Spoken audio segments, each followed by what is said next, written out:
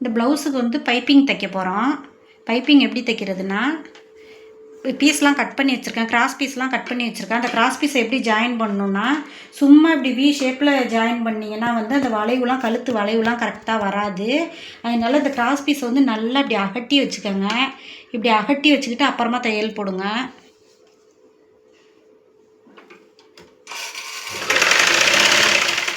அதேமாரி எல்லாத்தையுமே அகட்டி வச்சு தையல் போட்டால் தான் வந்து ரவுண்டு வந்து கரெக்டாக வரும் ஷேப் நமக்கு.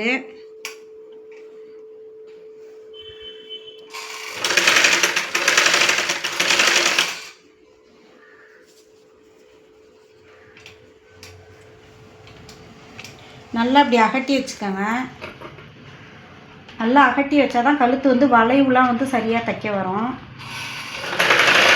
இது வந்து இப்படி ஜாயின் பண்ணிக்கணும். கரெக்டாக இந்த அளவுக்கு வர்றப்பல நீட்டாக ஜாயின் பண்ணிக்கணும். ஜாயின் பண்ணிக்கிட்டு இந்த முகனையை கட் பண்ணி விட்டுக்கோங்க.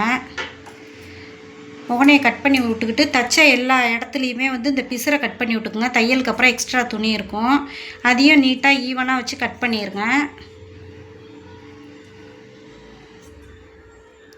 அப்போ தான் உங்களுக்கு தைக்கும் போது சிரமமாக இருக்காது. பிசுறு இல்லாமல் இருந்தால் தான் ஈஸியாக இருக்கும் தைக்கிறதுக்கு.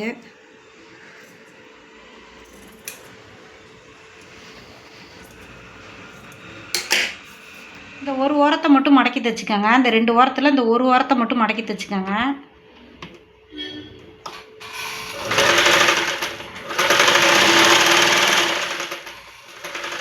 இந்த சைடு வச்சுக்கிறப்பல இந்த எம்டி சைடு வச்சுக்கோங்க. வச்சுக்கிட்டு 1/2 இன்ச்சு கேப்பில் வச்சு தைச்சிக்கோங்க.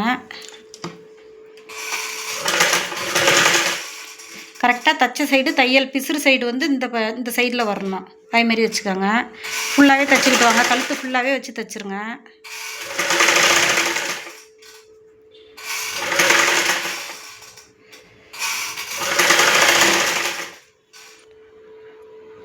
இந்த வந்து கழுத்து வந்து ஃபுல்லாக வச்சு பீஸ் வச்சு தைச்சாச்சு. இப்போ தைச்சிட்டு இந்த தையலுக்கும் பக்கத்தில் உள்ள பாக்கி துணி இருக்கும்ல, தையலுக்கும் இந்த வெளிப்பக்கத்தில் உள்ள துணியை வந்து இந்த கத்திரிக்கோளால் வந்து ஃபுல்லாக நுனியை வச்சு ஃபுல்லாக நறுக்கி விடணும். நுனியை வந்து அடிக்கடி கீழே கத்திரிக்கோலை போட்டிங்கன்னா இந்த இடத்துல உள்ள ஷார்ப் வந்து உங்களுக்கு போயிடும். அதனால் கீழே வந்து கத்திரிக்கோள் விழுவாமல் அடிக்கடி விழுவாமல் பார்த்துக்கோங்க. இதில் வந்து இப்போ வந்து ஃபுல்லாக கட் பண்ணி விடுவோம். ஃபுல்லாக அப்படி நுனியை வச்சு நல்லா அடி துணியை வந்து மாட்டாத அளவுக்கு எடுத்து விட்டுட்டு ஃபுல்லாக கட் பண்ணிக்கிட்டே வரணும். கட் பண்ணி விட்டால் தான் வந்து நமக்கு வந்து வளைவு தைக்கும் போது வந்து சரியாக வரும். அதனால் ஃபுல்லாகவே நம்ம கட் பண்ணி விட்ருக்கோம். கட் பண்ணிவிட்டு இந்த இடத்த வந்து இந்த துணியை வந்து இப்படி வெளிப்பக்கத்தில் மடிச்சுங்க. வெளிப்பக்கத்தில் மடிச்சுட்டு இப்படி மடிச்சுக்கோங்க. இப்படி மடிச்சுக்கிட்டு இந்த துணியை அப்படி உள்பக்கத்தில் மடிச்சுங்க. இந்த துணி எப்படி இருக்கணும்னா, அந்த பிசுறு துணி எப்படி இருக்கணும்னா இந்த சைடு இருக்கணும். நம்ம பீஸ் வச்சு தைச்சோம்ல அந்த சைடு இருக்கணும். அப்போ தான் பைப்பிங் அழகாக வரும். அதை வந்து இப்படி உள்றால விரலாலே இப்படி நவுத்தி விட்டுக்கணும் தைக்கும் போது.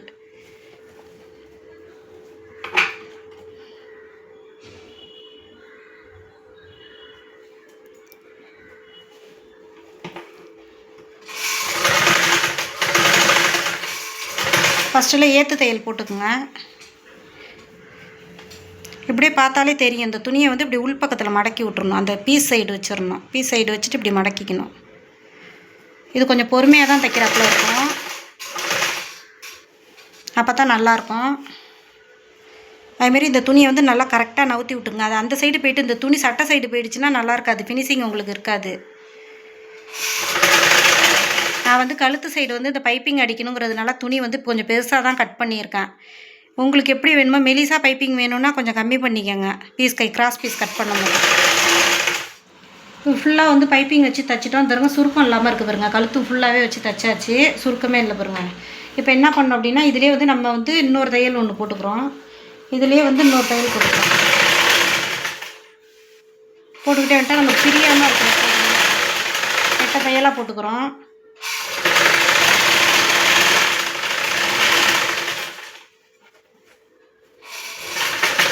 இந்த வளைவு வரும்போது இப்படி வளைச்சி விடுங்க. அப்போ தான் வந்து கழுத்து வந்து வளைவுலாம் வந்து கரெக்டாக வரும்.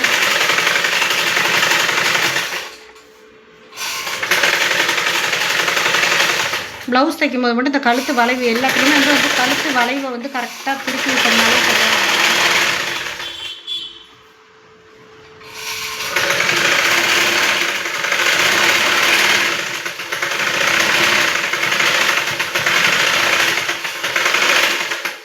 எங்கள் சேனல் வந்து பிடிச்சிருந்துச்சின்னா லைக் பண்ணி சப்ஸ்கிரைப் பண்ணுங்கள். நன்றி.